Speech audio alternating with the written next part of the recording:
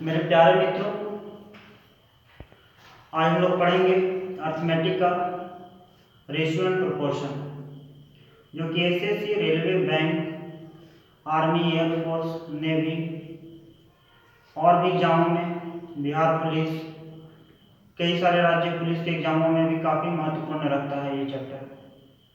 और चाहे कोई भी आप एग्जाम लीजिए, उसमें एक प्रश्न इससे जरूर रहेगा, कम से कम एक। तो हेडिंग डालिएगा रेशियो एंड प्रोपोर्शन। हेडिंग डालिएगा रेशियो एंड प्रोपोर्शन।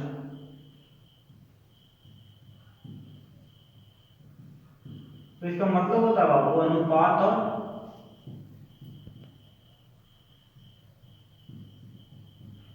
समानुपात।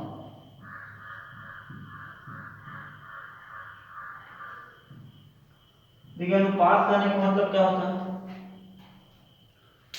तो अनुपात का मतलब होता है, लिखिएगा, हेडिंग डालिएगा अनुपात और लिखिएगा कि दो सजातीय राशियों के बीच, लिखिएगा दो सजातीय राशियों के बीच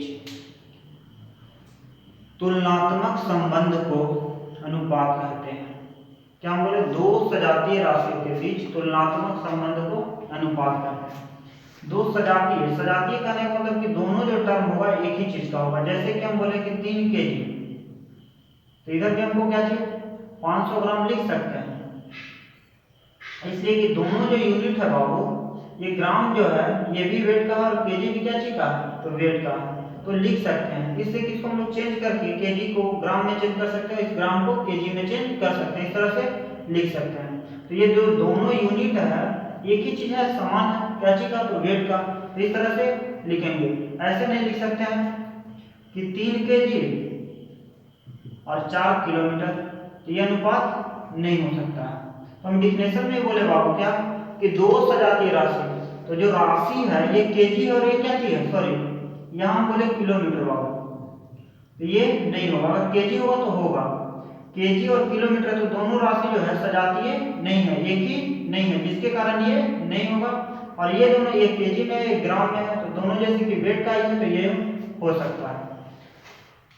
जैसे कि 505 मिलीलीटर और 5 लीटर, तो ये भी जैसे कि एक सजातीय राशि है, ये भी जैसे कि क्या चीज का एक रेशियो है बाबू, तो ये भी आपको यूनिट है क्या चीज का? तो लीटर आयतन का माप सकते हैं, वॉल्यूम। फिर 3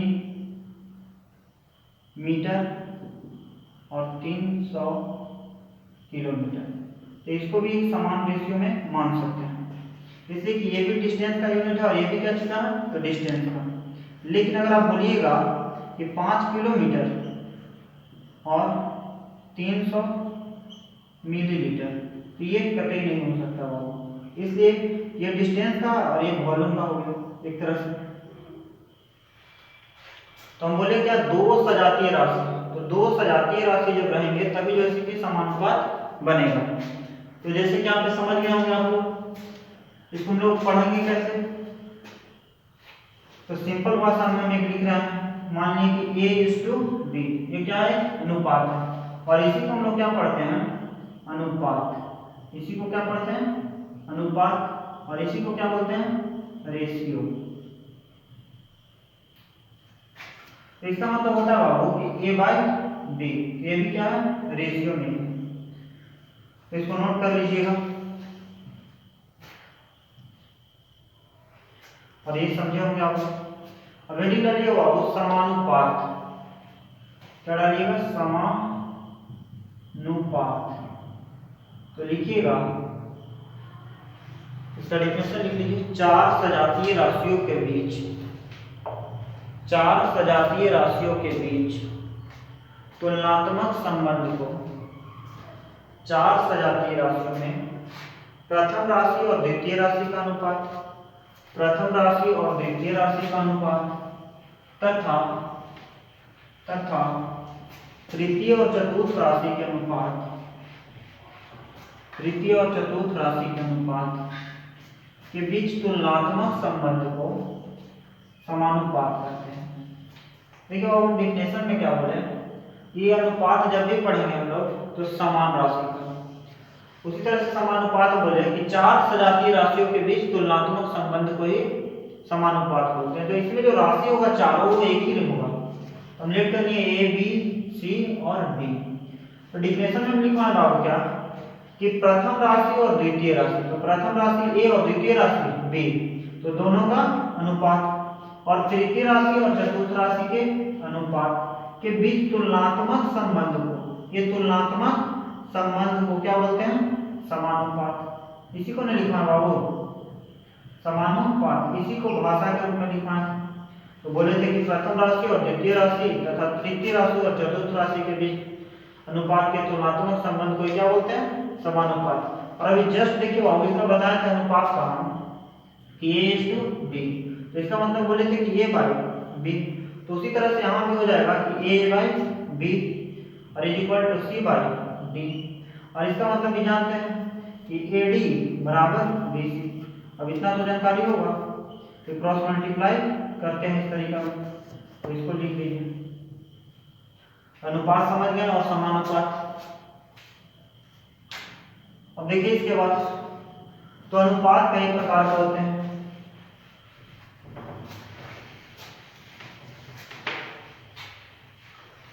तो देखिए जो कॉम्पिटिटिव एग्जाम में जो प्रश्न आएंगे आपको उस पर हमको फोकस करना है, जैसे मिटा रहे हैं।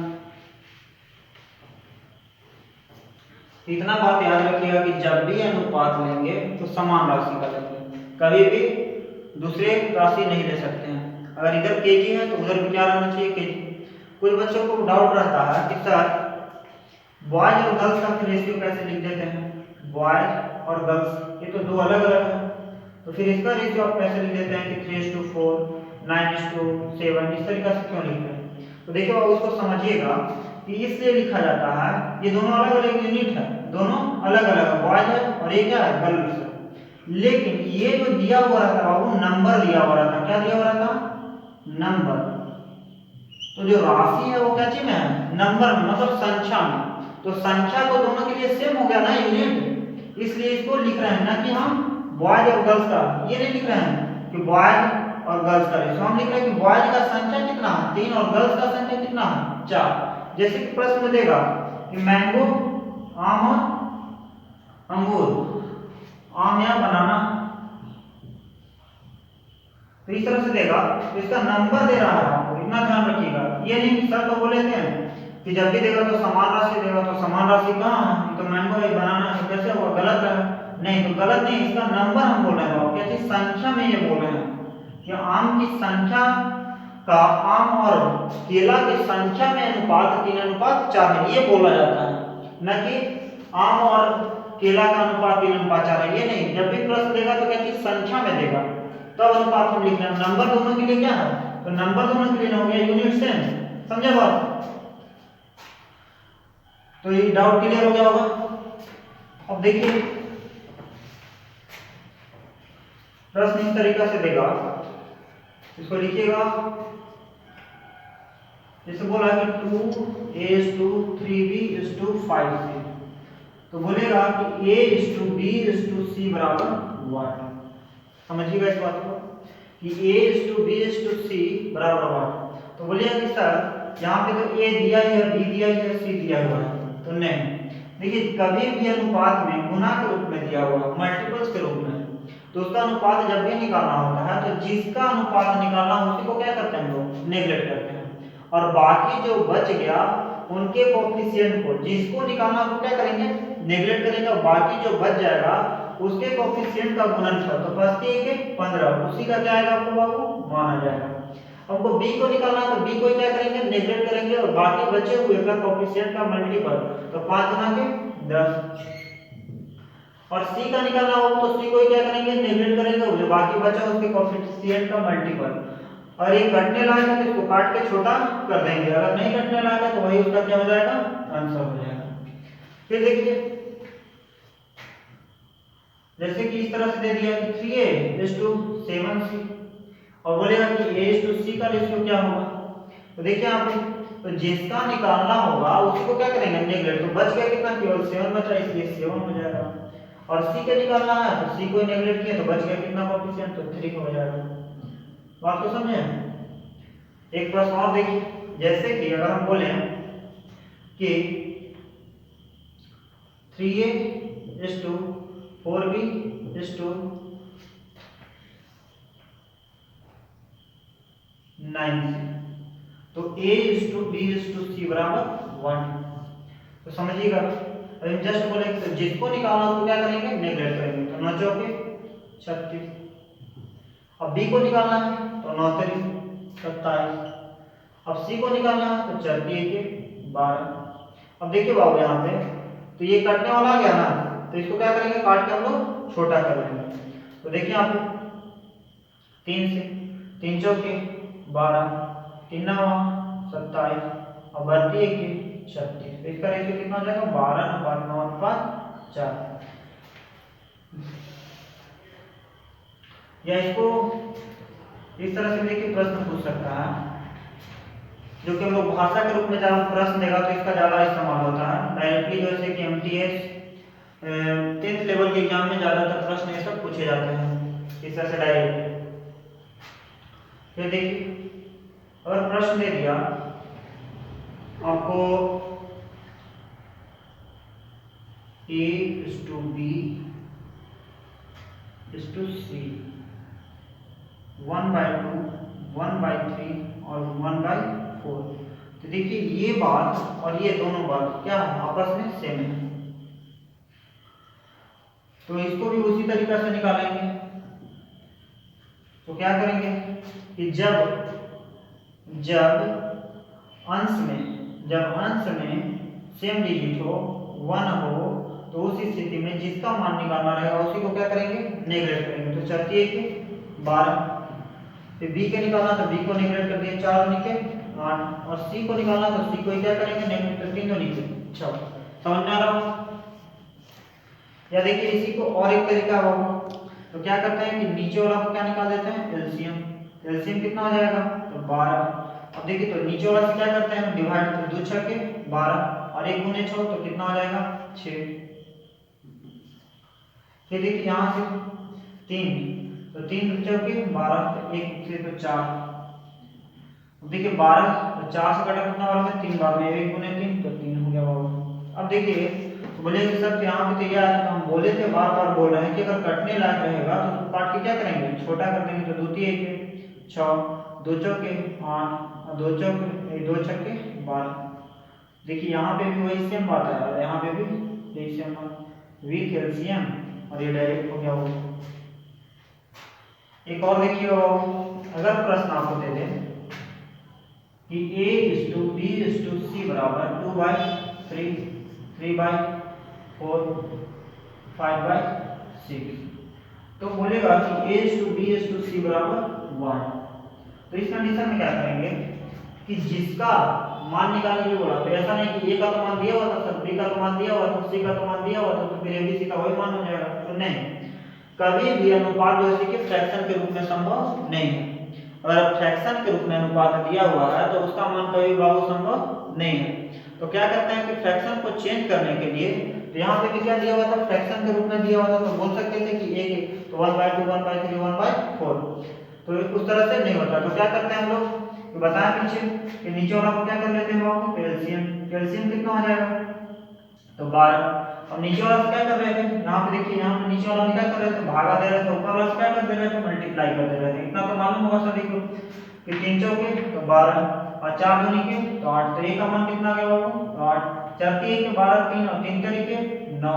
फिर देखिए 6 से तो 6 दूनी के 12 और 5 के सॉरी 6 दूनी के 12 5 दूनी के 10, तो a is to b is to c कितना आ गया बाबू आपका 8:9:10। इसी तरह से देखिए प्रश्न देता है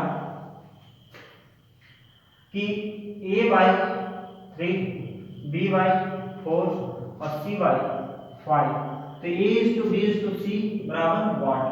तो देखिए बहुत सारे स्टूडेंट क्या करते हैं कि इसी तरह से सबको बताते हैं, तो जब इस तरह से रहेगा तो इसको एलसीएम ले लेंगे, तो नहीं बाबू। देखिए आप ध्यान से समझिएगा, ये a का मान डायरेक्ट दे दिया कि a का मान कितना है, इसी को ना ऐसे लिख देते हैं a is to 3 इस तरह से, मतलब a बराबर कितना 3। तो यहाँ पे a का मान कितना दे दिया आपको 3, बी का मान कितना दे दिया 4 और सी का मान कितना दे दिया 5। तो इसको लिख सकते हैं कि ए का मान 3, बी के मान 4 और सी के मान 5। ये हो गया इसका आंसर। तो जब इस तरह से देगा कंडीशन को सभी को याद रखना होगा। जब इस तरह से रहेगा तो इस तरह से करेंगे। फिर देखिए प्रश्न देता है कि a is to b बराबर 2 is to 3, b is to c बराबर 4 is to 5, तो a is to b is to c बराबर 1। इसको देखिएगा a is to b is to c बराबर 1। तो देखिए बाबू a is to b is to c बराबर 1। अगर प्रश्न में पूछ दिया कि a is to b is to c बराबर 1 तो ध्यान से समझिएगा। इधर कोई डाउट बोलिएगा। तो यहाँ ये सब काफी छोटा प्रश्न है और आसानी से आप लोग को समझ में आ रहा हो। अब देखिए इसको समझिएगा एक नया तरीका का। तो देखिए जब इस तरह से बोलेगा तो देखना है क्या प्रश्न में ये दोनों डाटा में से कौन सा डाटा कॉमन है। तो कॉमन कौन है तो बी और इसमें भी बी कॉमन है। तो बी जब कॉमन है बाबू तो बी का दोनों जगह मान यहाँ पे 3 है और यहाँ पे बी का मान कितना दे दिया 4। तो जब बी जो है दोनों जगह सेम ही है तो दोनों जगह तो बी का मान क्या होना चाहिए था कायदे से इक्वल होना चाहिए था। लेकिन दोनों जगह बी का मान अलग अलग दे दिया।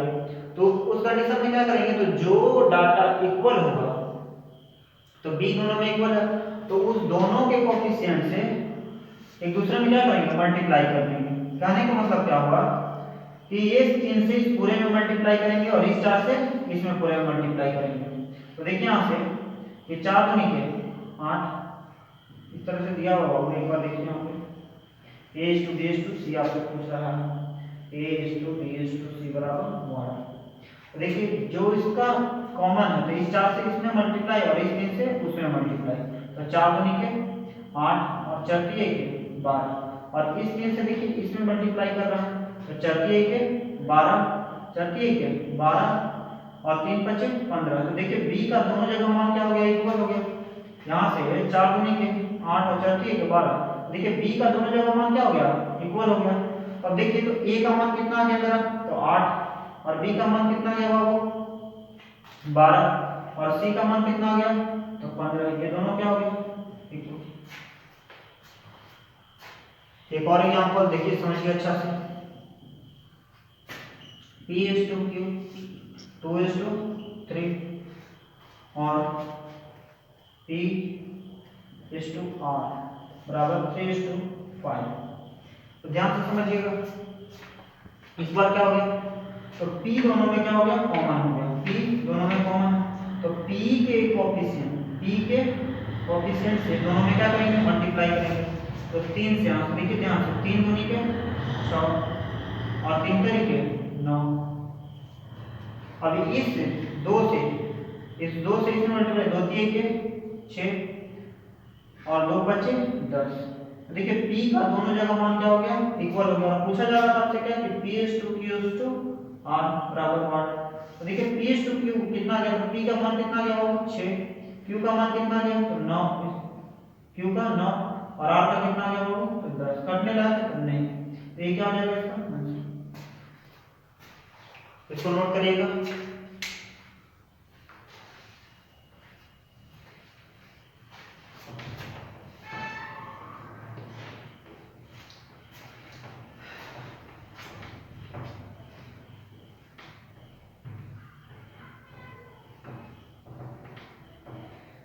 विश्वास होगा कि आप लोगों को पूरा समझ में आ रहा होगा।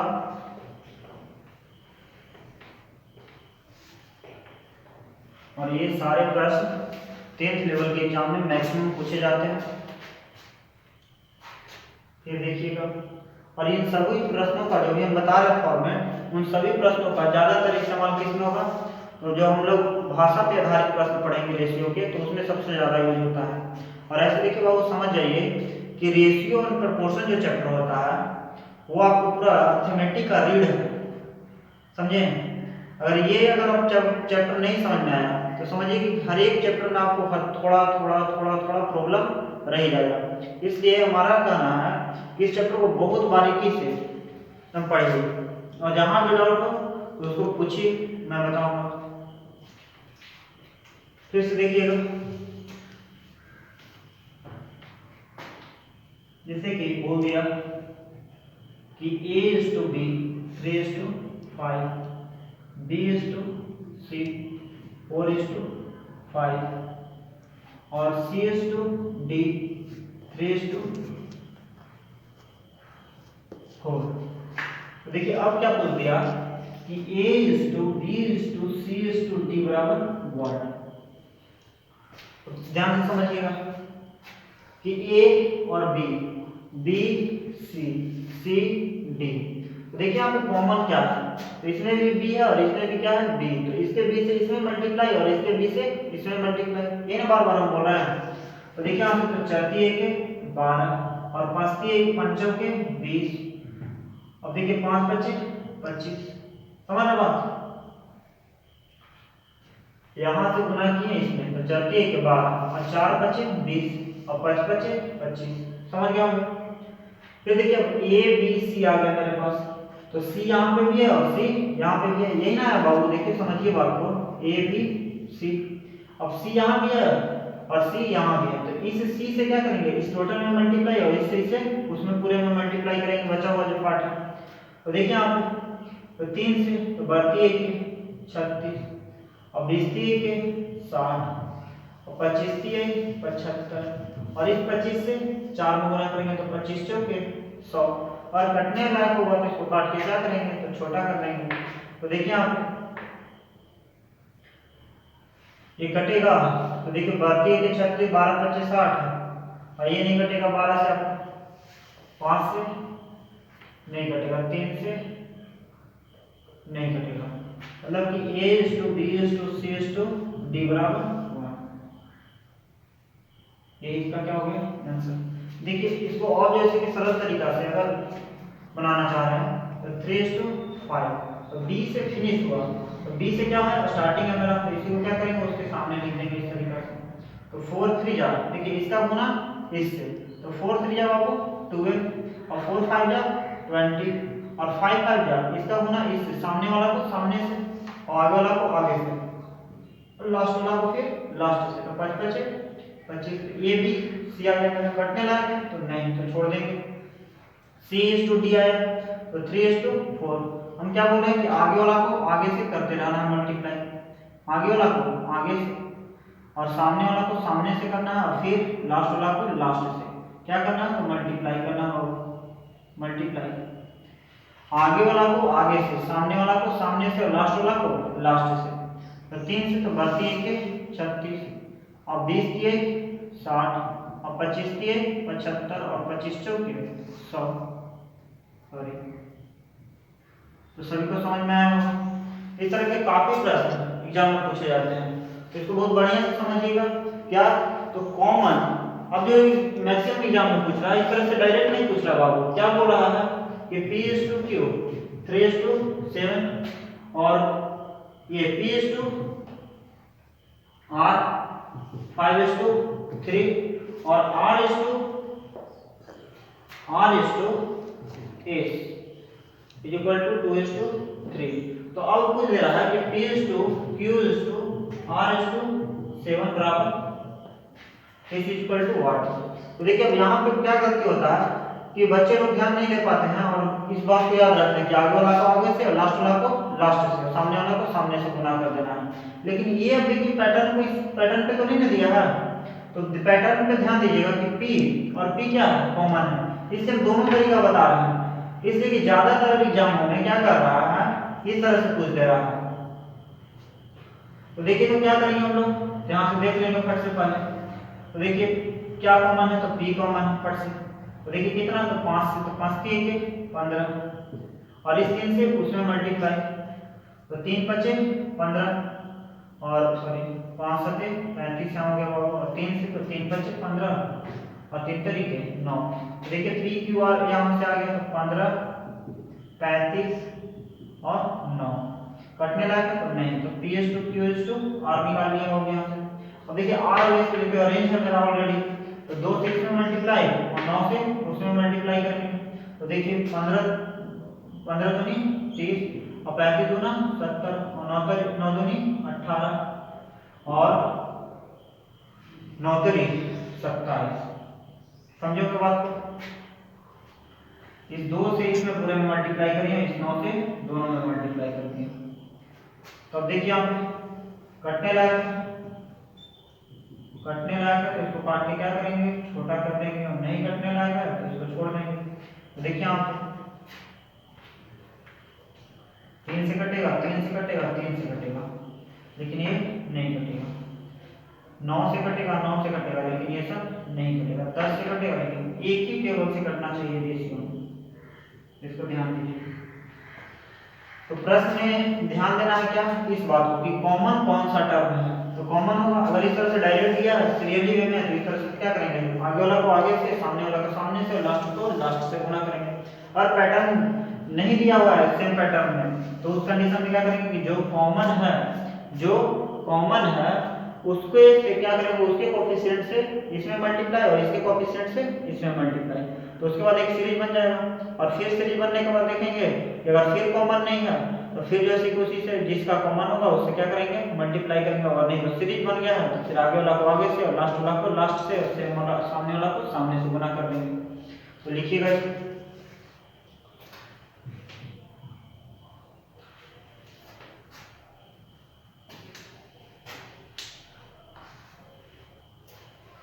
मिटा रहा हूं।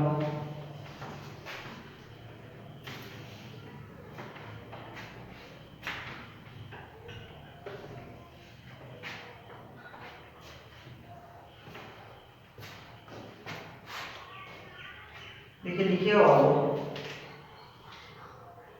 प्रश्न देगा कि A:B 2:3 B:C 4:5 C:D 7:5 D:E 5:7 और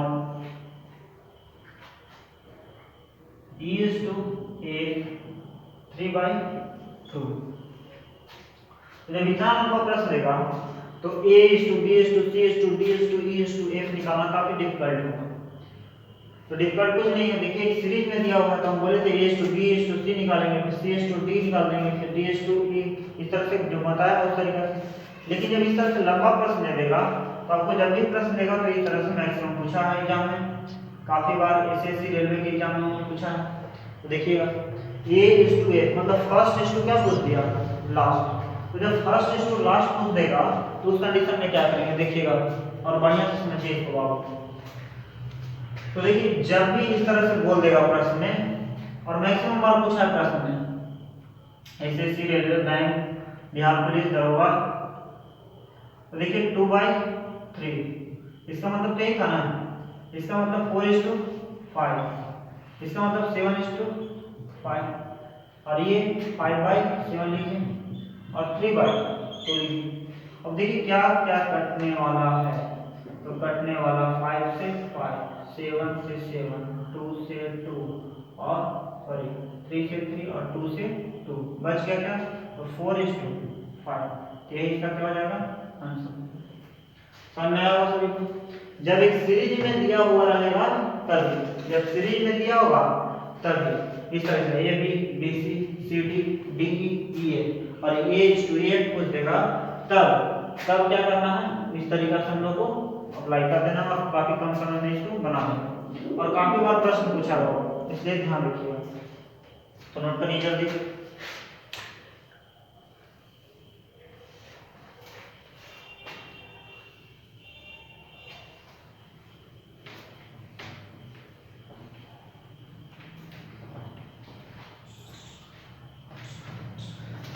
सभी को अच्छा लग रहा होगा।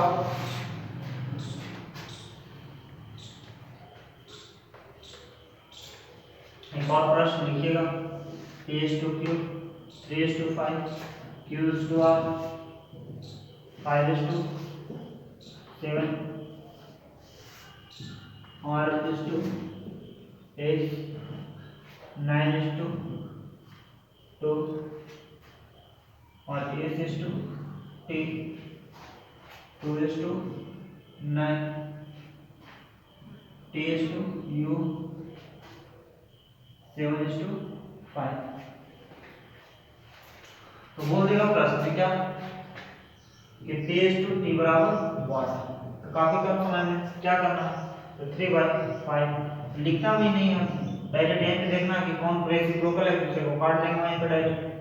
9/2, 2/9 और 7/5। तो देखिए 9 से 9, 2 से 2, 5 से 5, 7 से 7, बच गया क्या, 3/5 आंसर। नोट करिए।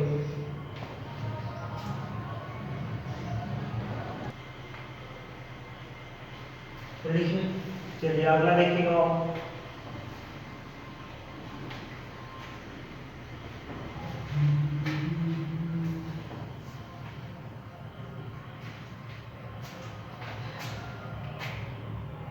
देखिए बाबू, मध्यानुपाती, लिया मध्यानुपाती बराबर मध्यानुपाती, तो मध्यानुपाती होता क्या, तो देखिए √AB, और एक होता है तृतीयानुपाती, तृतीयानुपाती बराबर होता है B² A। और इस पे एक एग्जाम्पल देखेंगे हम लोग। देखिए मध्यानुपाती बोलेगा कि 9 और 16 का मध्यानुपाती ज्ञात करें, मध्यानुपाती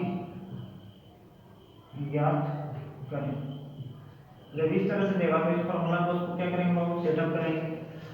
तो √, क्या होता है AB, तो देखिए ए बराबर कितना दिया, तो 9, और B बराबर 16। तो देखिए यहाँ पे इसका मतलब कितना, 3, 9 का वर्गमूल 3 और 16 का वर्गमूल 4, तो 4 3 12। ये इसका क्या गया, मध्यानुपात। फिर देखिएगा बोलता प्रश्न में इस 9 और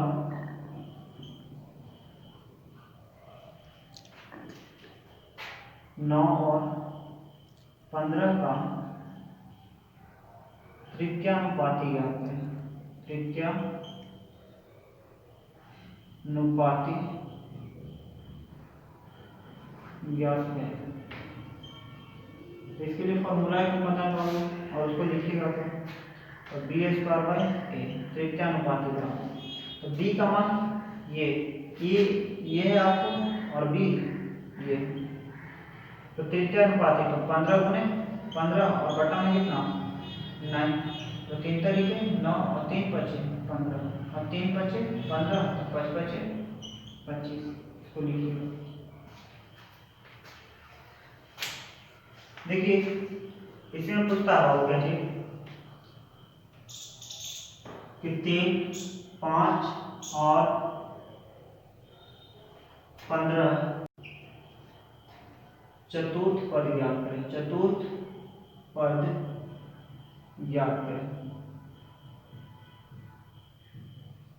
देखिए इसका मतलब क्या होता है कि हम बोले थे समानुपात, समानुपात में कितने टर्म होते हैं, तो 4 बताए थे, A/B/C/D, और बीच में क्या बताए थे, यही समानुपात बताए थे।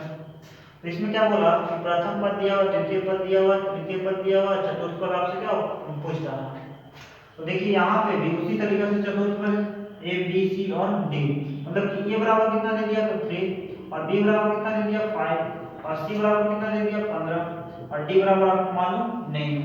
देखिए फार्मूला इतना बहुत सारा है, ठीक, तो फार्मूला को रटना नहीं है, क्या करना है, तो काफी कम समय में क्वेश्चन को क्या करना रहता है, हमको हल करना रहता है, कोई तो कॉम्पिटिटिव एग्जाम होता है। तो देखिए इसका मतलब यहाँ पे मालूम नहीं था, इसमें जो प्रश्न बोला ये 3, 5 और 15 का चतुर्थ पद ज्ञात करें, मतलब कि चतुर्थ पद आपको नहीं दिया हुआ था।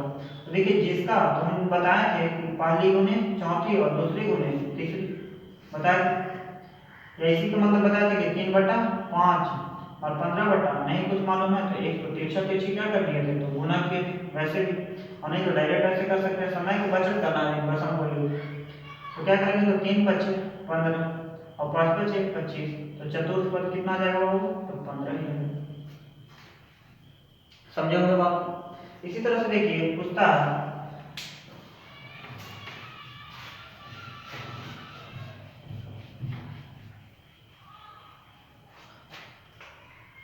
9, 5 और 9, 5 और 7 का तृतीय पद ज्ञात करें। तृतीय पद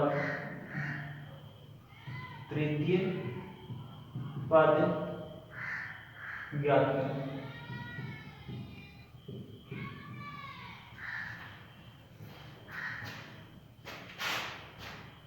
तृतीय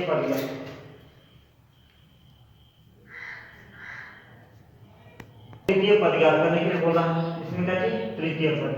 तो देखिए ए दिया आपको, बी दिया, मतलब तृतीय पद का नहीं, मतलब तीसरा पद सी नहीं दिया, और डी कितना दे दिया? तो 7 दे दिया आपको। तो फिर से वही बात कि 9/5 बराबर 7 x बाई 7। तो x बराबर कितना? तो 9 7 63 5 के 5। इससे द्वितीय पद पूछ सकता है। मध्यानुपाती तृतीय अनुपात हम बता दिए आप लोग को। तो देखिए ऐसे बुक में देखिएगा, वैसे देता है फॉर्मूला कि चतुर्थ पद बराबर तो बोलेगा कि फर्स्ट गुने सेकंड और बटा में थर्ड। ऐसे फॉर्मूला कितना रटिएगा? तो समझना है बात को कि जिसका पूछेगा उसको क्या करना है? गैप कर देना है। जैसे आपने तृतीय पूछा तो तृतीय को गैप किया, यहाँ पे चतुर्थ पूछा तो चतुर्थ को गैप कर दिया। उसी तरह से तृतीय का अगर पूछा तो इस तरह से फॉर्मूला होता है। तृतीय पद बराबर क्या होता है? तो फर्स्ट इंटू थर्ड और फर्स्ट इंटू फोर्थ और बटा में क्या? ये सेकंड दिया हुआ था। सेकंड इसका फॉर्मूला कितना याद करना है? समझना बात को क्या? तो चतुर्थ पद में से मतलब समानुपात में है, तो समानुपात करने का मतलब कि पहला पद बटा दूसरा पद, द्वितीय पद बटा तृतीय पद बटा चतुर्थ पद। यहीं तक हम छोड़ते हैं। थ्योरी लगभग आपका क्या हो गया? तो समाप्त हो गया। और अगले वीडियो में मैं आप लोगों को प्रश्न कराऊंगा, जिसमें रेशियो से लगभग मैं 200 से 250 प्रश्न कराऊंगा आप लोगों को। उसके बाद इसमें टेस्ट का क्वेश्चन आप लोगों को प्रोवाइड कराऊंगा। तो इसको जो बेसिक मैं बताया वीडियो थ्योरी के रूप में, उसको अच्छे से एक बार क्या करिएगा? तो पढ़िएगा और शेयर करिएगा। थैंक्स।